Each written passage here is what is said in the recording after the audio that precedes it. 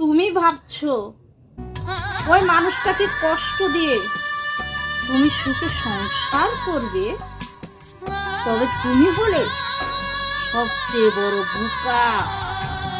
কারণ তুমি যে মানুষটাকে কষ্ট দিয়েছো, যে মানুষটার ভালোবাসা নিয়ে ছিনিমিনি খেলেছো, সেই মানুষটার অন্তর জুড়ে শুধু তুমিই ছিলে।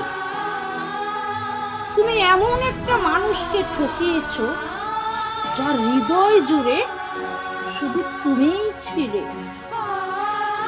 সেই মানুষটা নিষ্পাপ আত্মা কখনোই তোমাকে ক্ষমা করবে না। তার নিঃশ্বাসে প্রতিটি ক্ষণে শুধু তোমার জন্য আহাকার বের হয়ে আসে, আর সেই আহাকারে উপরে যে একজন আছে